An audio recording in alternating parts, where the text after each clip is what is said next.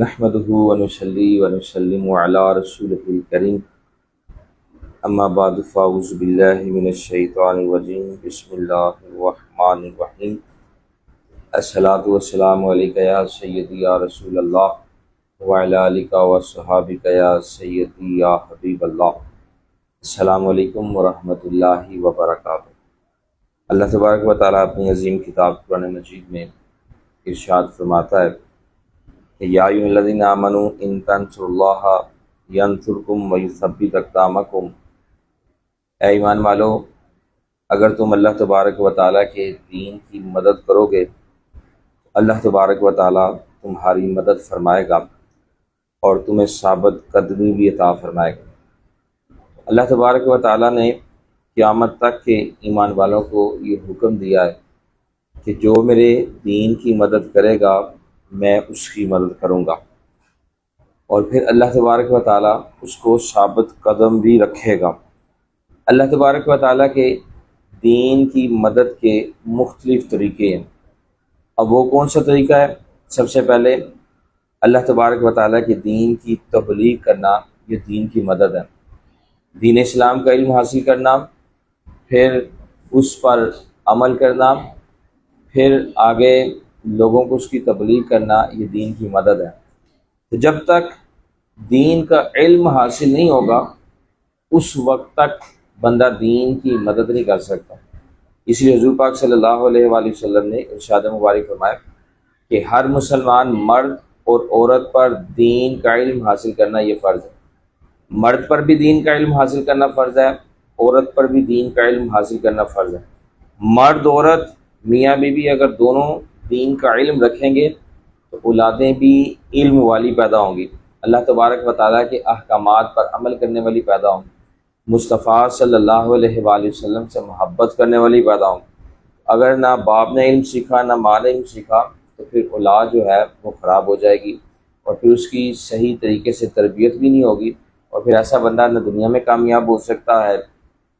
نہ قبر میں کامیاب ہو سکتا ہے، نہ روز محشر کامیاب ہو سکتا ہے۔ دنیا، قبر اور روز محشر میں کامیابی کے لیے آج اس پرفتن دور میں دین کا علم حاصل کرنا یہ ضروری ہے۔ خود بھی دین کا علم حاصل کریں، اپنی بیوی کو بھی دین کا علم سکھائیں، اپنے بچوں کو بھی سکھائیں، اپنے گھر والوں کو بھی سکھائیں۔ سکھانے کے ساتھ ساتھ خود بھی عمل کریں۔ جب بندہ دین کا علم حاصل کر کے عمل کرتا ہے، پھر تبلیغ کرتا ہے، تو اللہ تبارک و تعالیٰ اس کو کامیابی عطا فرماتا ہے۔ انسان خود بھی اللہ کے احکام پر عمل کرے، اس کے خاندان، اس کے ملازم، کاروبار میں جو لوگ بھی اس کے ماتحت ہیں ان سے بھی دین کا علم حاصل کرنے اور ان کو تبلیغ کرنے اور ان کی تربیت کرنے کی کوشش کریں۔ جتنے بھی فیکٹری میں، کارخانوں میں، دفتروں میں ملازم جس کے تحت ہیں، اسلام یہ حکم دیتا ہے کہ جس کے تحت ملازم ہے مالک خود بھی نماز پڑھے اور اپنے نیچے جتنے بھی ماتحت لوگ ہیں ان کو بھی کہے کہ نماز پڑھیں۔ اگر ملازم نماز پڑھنے کی کوشش کرتا ہے، جاتا ہے نماز پڑھنے، اور مالک جانے نہیں دیتا، تو یاد رکھے اس مالک کو قیامت کے دن نماز کا حساب دینا ہوگا، اپنا بھی حساب دینا ہوگا، اور یہ بھی حساب دینا ہوگا کہ جب رب کائنات کی طرف سے بلاوا آ رہا تھا تو تم نے اپنے ملازم کو نماز پڑھنے کے لیے کیوں نہیں جانے دیا۔ اس لیے یہ بات یاد رکھیں کہ حضور پاک صلی اللہ علیہ وآلہ وسلم ارشاد فرماتے ہیں کہ کل قیامت کے دن سب سے پہلے جس عبادت کے بارے میں سوال ہوگا وہ نماز ہے۔ اگر کل رب کائنات نے ہم سے نماز کا سوال کر لیا تو پھر ہم رب ذوالجلال کی بارگاہ میں کیا منہ دکھائیں گے؟ اگر رب کائنات نے فرمایا میں نے 5 نمازیں تم پر فرض کی تھی اور پھر تم نے نہ خود پڑھی نہ اپنے ماتحت پر جو اس کے ماتحت ہے ان کو بھی پڑھنے کے لیے جانے نہیں دیا،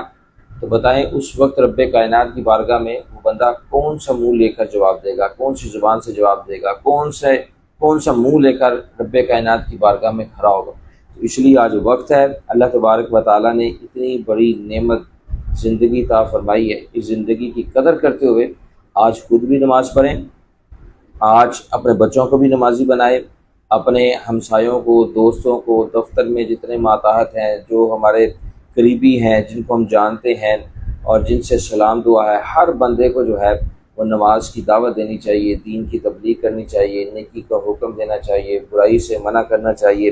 اللہ تبارک و تعالیٰ کے نیک بندوں کا ساتھ دینا چاہیے، علماء کا ساتھ دینا چاہیے، مبلغین کا ساتھ دینا چاہیے، جو نیک مقاصد کے لیے دین اسلام کی خدمت کر رہے ہیں، ان کا جو بندہ ساتھ دے گا، یاد رکھے وہ دونوں جہانوں میں کامیاب ہو جائے گا۔ اللہ تبارک و تعالیٰ